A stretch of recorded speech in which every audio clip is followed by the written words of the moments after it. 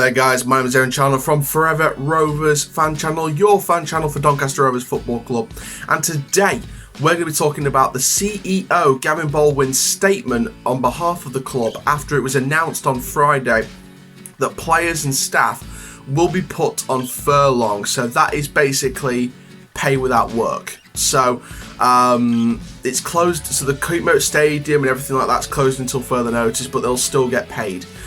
Which is great news. So we're going to be having a look at the CEO's statement in this video. So please like, comment, subscribe, and let's get into this video. So let's talk about the statement that Gavin Baldwin made on behalf of the news that was released on Friday. So Baldwin said, "It is now clear that it cannot be business as usual until we as a society have made progress in the fight against COVID-19. We've asked a number of staff across the group, all of whom were informed by their line managers or heads of department on Wednesday, to go into furlough.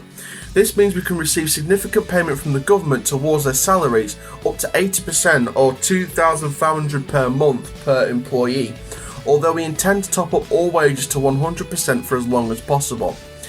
Baldwin's full statement in full. "It has been a challenging few weeks for everyone in the community, and I continue to be amazed by the resourcefulness of our staff adapting to work from home and deliver services to those in need where they can. Whether that's in the sports college delivering lessons remotely, the Foundation's Fit Rovers courses continuing via video, or the media team reliving past matches throughout our official channels. Staff have moved mountains in order to maintain business to the best of their ability, going above and beyond what could reasonably be expected. I'm proud to call these people friends and colleagues. But it's now clear that it cannot be business as usual as we as a society have made progress in the fight against COVID-19. We've asked a number of staff across the group, all of whom were informed by their line managers or heads of department on Wednesday, to go into furlough.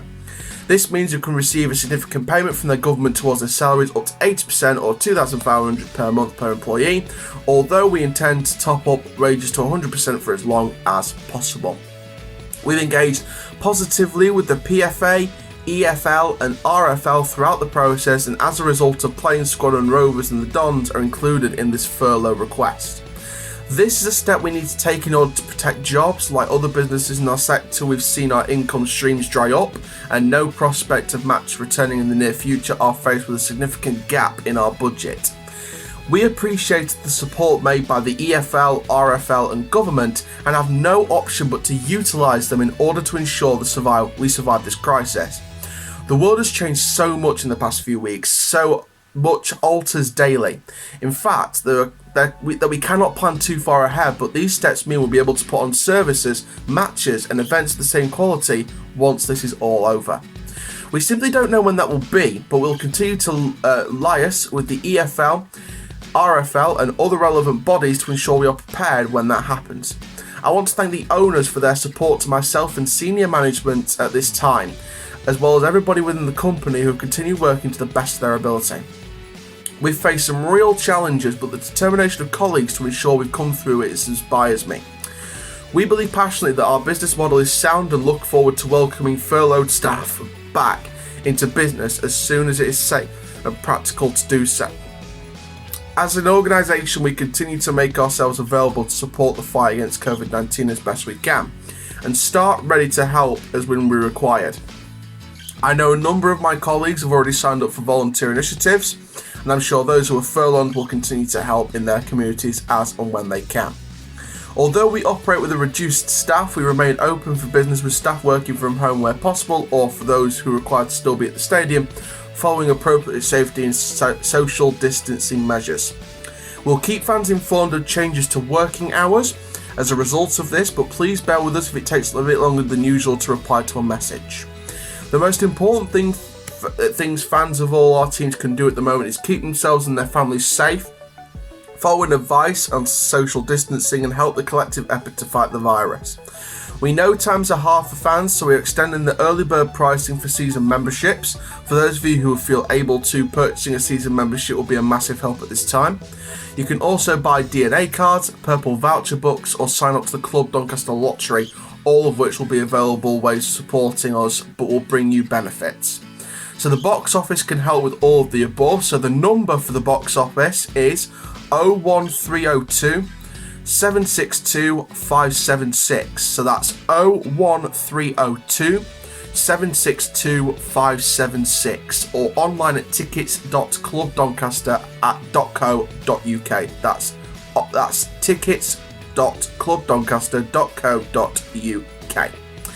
So that is the statement from CEO Gavin Baldwin, and now let's talk about that statement. So some inspiring words there from our CEO Gavin Baldwin, and it's glad to hear that the owners have been fully supportive. Obviously, as Rovers fans, we've seen the reports of losses every year, and I did see a couple of people in a Rovers chat thinking about the owners and things like that, and it's not. This shows that the owners do care. This shows that the owners do care. Obviously, I'm not an owners in, owners out type of person, but I do believe that, they are really supportive. This coronavirus is bringing people together. It's not tearing people apart at all. It's bringing people together. And we're all fighting as one fan base here to help the people in need, help fight the coronavirus, and keep people as safe as possible. So I think overall from that statement, pretty much says it all. I think, we might not be having football until further notice, but when you've got a massive health crisis, football is thrown out the window. It's completely thrown out the window because we care about people's health, people's safety. For those people who don't care about that and are saying, oh, but I want football back, you're nothing. You're absolutely nothing, because health is more important than a 90-minute kickabout. Health is more important. Safety is more important. And I like how the club are going to be putting staff and players on furlough, and the fact that the government are actually going to help as well. So one thing I would have liked, and this is to relate to the Premier League stuff, I would have liked the Premier League to have made a decision that Premier League clubs, the higher Premier League clubs with the billions and billions of pounds, to donate money to lower league clubs to keep them running over the closed period. I would have liked that, but of course, as usual, the Premier League care about one thing, and I'm doing it right now. It starts with M, ends with Y, it's money. Now, I wouldn't mind if it was like 15, 20, 25, 30 million pounds just to help lower league clubs. And I'm not even talking about Doncaster Rovers. Not just about Donny Rovers. I'm talking about League 2 clubs. I'm talking about National League clubs, National League North and South. They've got just as much right to be in football as the Premier League. Barrow, Harrogate, Boreham Wood. Those are three clubs that many people wouldn't have heard of, but they're three clubs that are in the playoffs and automatic promotion spots right now to fight for the Football League spot next season. Barrow is first in the National League, Harrogate are second, and Boreham Wood, I believe, are just outside the top 5, but they're taking one of the other places in the playoff spots for definite. That, my friends, is why we need to help these lower league clubs, because they could have a Football League dream to go back to once this is all over. But if we don't help them, they'll go out of business and they won't have a club at all. Bury should have been the example that Premier League teams should set. Now, I do have to say, Premier League captains are coming together to start a fund. I know Jordan Henderson's doing it. I think Milner's doing it. Danny Rose has donated a lot of money to a hospice, so big shout out to Danny Rose for that. Premier League clubs, even if it's not, away from the virus, this started with Bury. This started with Bury Football Club, and it could have been Bolton as well. Premier League clubs didn't donate money to help. Bury's gone. Bolton was on the brink. And now some of these lower league clubs might not survive because of this virus, and the Premier League won't even donate millions and millions of money to help the lower league clubs. I'm not asking them to buy out lower league clubs. I'm asking them to help them. But of course, the Premier League likes to keep their billions and billions of money to themselves and just put them towards financing new rules for the league next season, if there is going to be a league next season. I'm just a bit mad at the Premier League, to be honest. I'm not mad at the players or the managers or the staff at the clubs. Now, I did see Thogden's video, And I think if I've got this right, and I really hope I do, people like the cleaners and everything like that are still forced to pay their way. While the Premier League are taking money, and keeping it to themselves rather than donating it to lower league clubs. Where's the logic in that? Where is the logic? If I got that wrong, I do apologise, but where is the logic? So I want the Premier League to come out with another announcement saying we will donate 20 to 30 million pounds per lower league club from step 7, or to be fair, even if it's just 5 million pounds for the step 8, step 9 teams. Show that the National League and the Football League are completely separate, that aren't completely separate from the Premier League. Don't show that the Premier League is like step 1 and everywhere else from the EFL down is like step 9. Don't show the social distancing between clubs in the English Football League system.